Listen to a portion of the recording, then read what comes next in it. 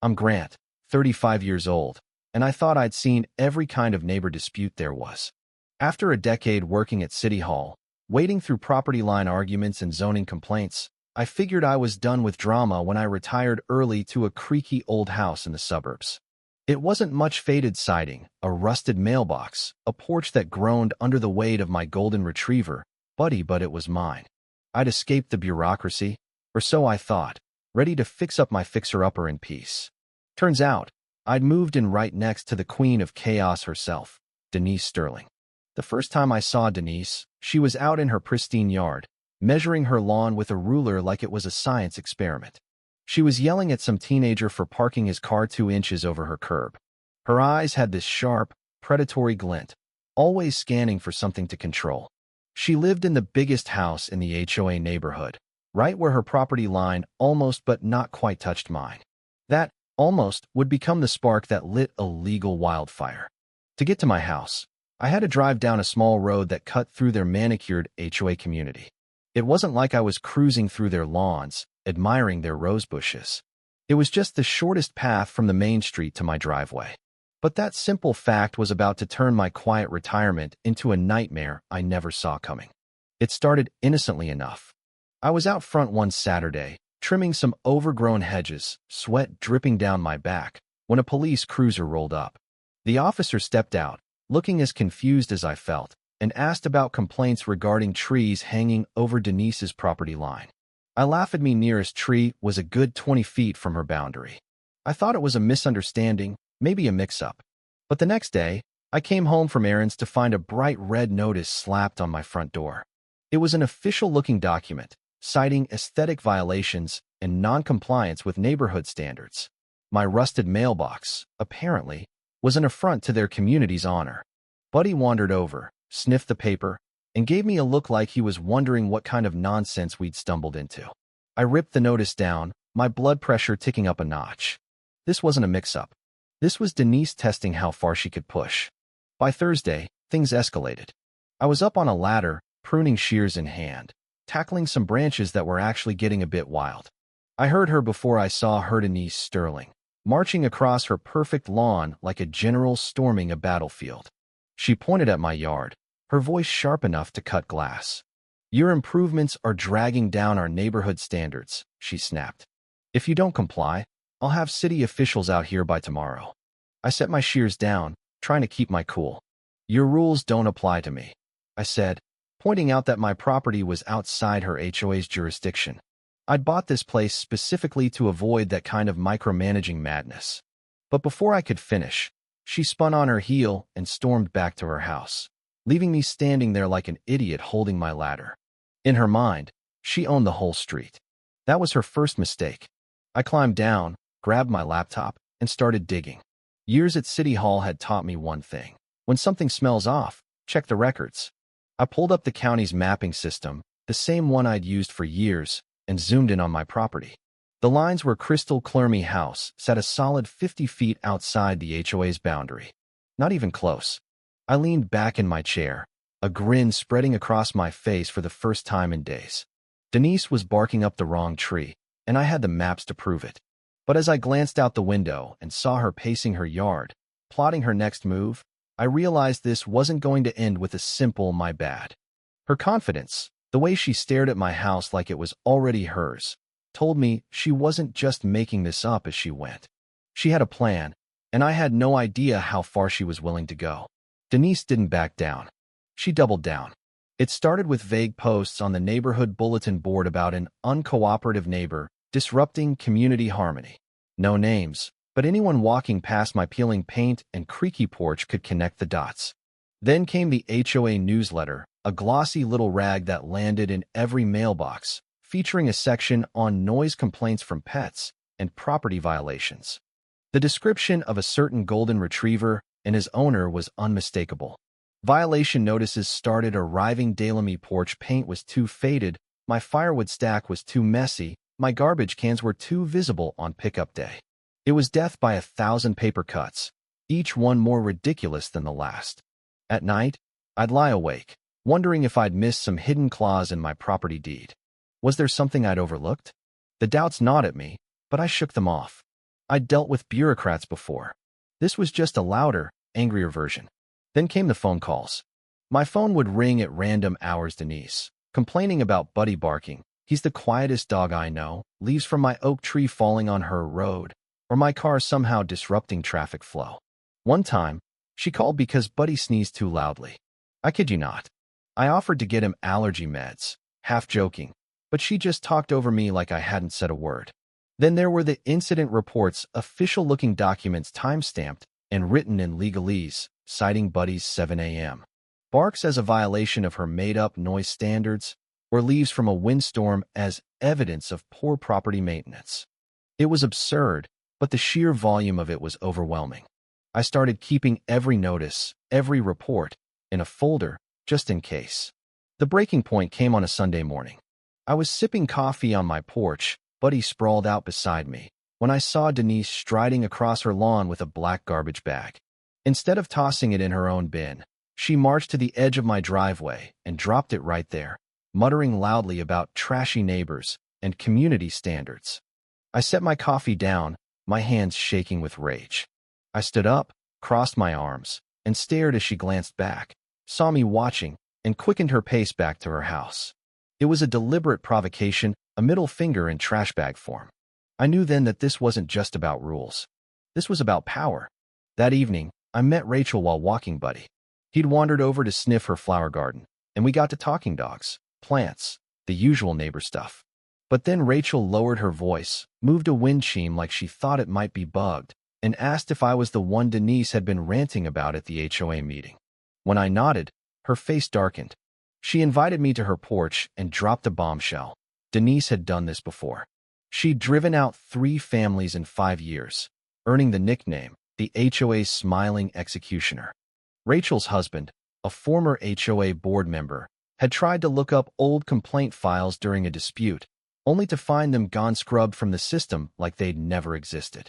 Meanwhile, Denise's complaints against those families were perfectly preserved. Rachel warned me to keep copies of everything. She's not just annoying, she said. She's dangerous. I went home that night with a pit in my stomach. This wasn't a neighbor dispute anymore. It was a calculated campaign. Denise wasn't just throwing tantrums, she was manipulating records, erasing evidence, and bending the HOA to her will. I started digging deeper, turning my dining room table into a war room of maps, deeds, and legal documents. I barely slept, fueled by coffee and the need to shut her down. My first breakthrough came from the county's GIS database. I layered property boundaries over aerial photos and saw the HOA's claimed boundary extended 100 feet beyond what was recorded. They'd been operating as if they owned land they didn't, including the road I used. I called an old friend, Buddy, yes, same name as my dog, at the land office. He whistled when he saw my research. They've overstepped big time, he said, pulling up 1970s easement agreements that designated the road as a public right-of-way, guaranteeing access for all surrounding properties, mine included. Buddy advised me to certify everything with the Federal Land Registry before confronting the HOA. He'd seen too many disputes where documents disappeared. It took a week, but when those certified stamps came back, I felt like I was holding a loaded gun. I also requested the HOA's governance and financial records, which were supposed to be public for affected parties. What I found was chilling. Denise had been given unchecked power to issue violations and pursue legal action without board approval. The financials showed huge legal fees with vague descriptions, hinting at misuse of funds. I spent a Saturday in a dusty records office, poring over 1,973 subdivision plans. Buried in faded ink was the truth. The road was legally required to remain accessible to all, a condition the city had imposed to prevent exactly this kind of conflict. I laughed out loud in that empty room, startling the board clerk. I had the proof to end this. But then came the certified mail. I tore open the envelope from Sterling, Westbrook, and Associates, and my coffee went cold as I read the words. The HOA was suing me for $15,000, claiming I'd violated their rules and disturbed community peace. I stared at the papers, Buddy nudging my knee like he sensed the storm brewing. Before I could process it, I heard gravel crunching outside. Denise was marching up my driveway with her entourage Karen, her clipboard-wielding sidekick, now sporting a camera, and a suited man who screamed lawyer. Denise didn't knock. She strode up like she was seizing my house, launching into a rehearsed speech about final opportunities and community cooperation. The charges? Trespassing on their road every time I drove home, Buddy's excessive noise, and leaves from my trees causing environmental hazards. Karen snapped photos of my property like a private investigator, and the lawyer handed me a settlement offer, $25,000, surrender my road access, and a written apology to the HOA. An apology for driving to my own house. I told them I'd need to review it with my attorney, buying time. Denise's smirk faltered when she realized I wasn't caving. Karen kept snapping pictures until I told her to stop, and even then, she just lowered the camera, not put it away. As they left, huddling in a strategy session by their cars, I knew this wasn't just a lawsuit. It was a war to break me. I called Harold Miller, a lawyer I'd worked with at City Hall, that afternoon.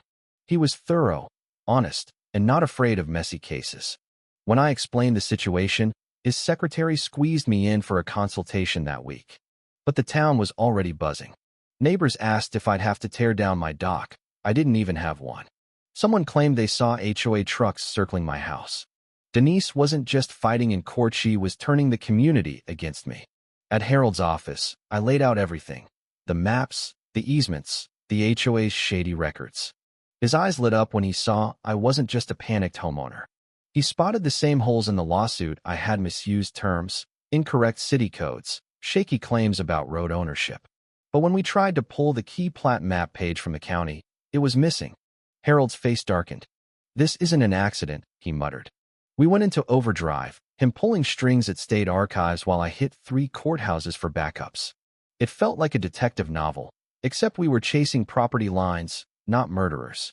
Then, at the electric company's records office, I found it, a 1973 utility survey showing the road as a permanent public easement. I laughed so hard the engineer thought I'd lost it. This was the smoking gun. But the social pressure was crushing. At the cafe, old Mr. Heller shook his head. "Why stir the pot, son? The HOA keeps things civilized."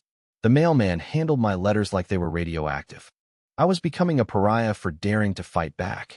But Rachel's words kept me going. This wasn't just Denise. It was the illusion she'd sold that surrendering your rights was the price of peace. I wasn't just fighting for me. I was fighting for everyone she'd bullied.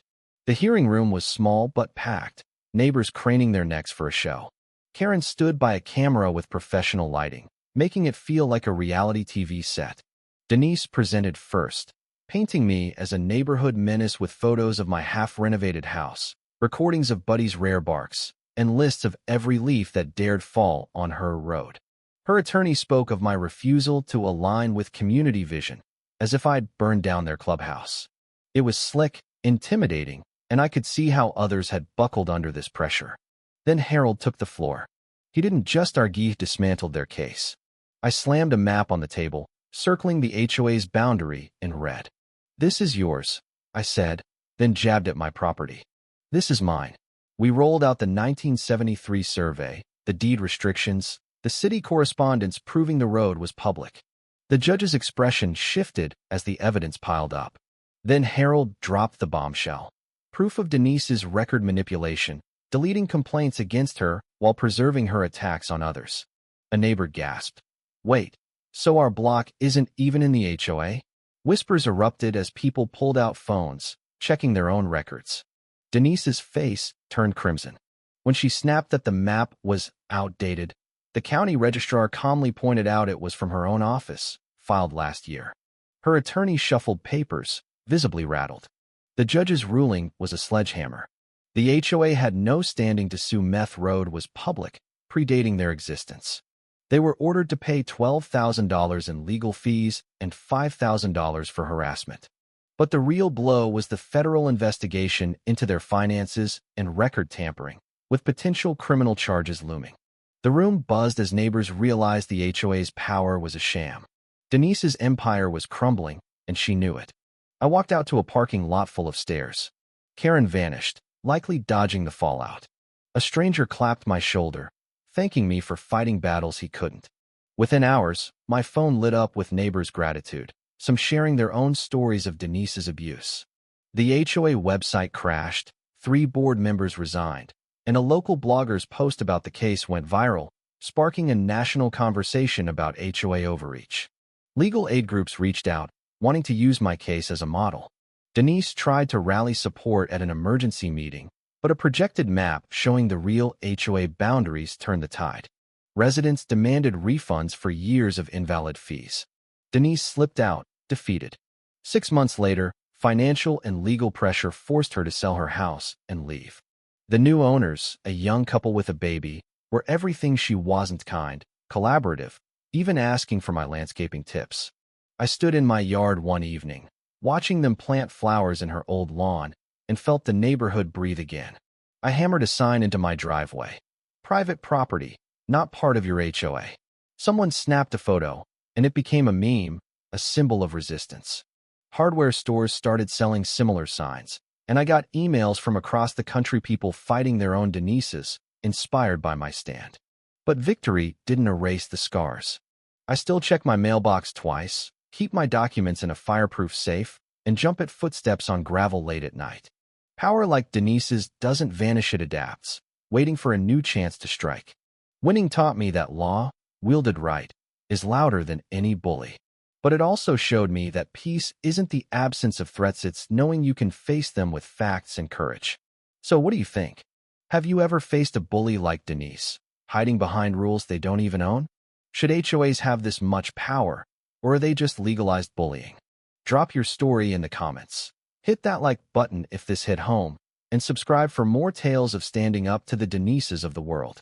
Let's keep the conversation going, because one person's fight can spark a revolution.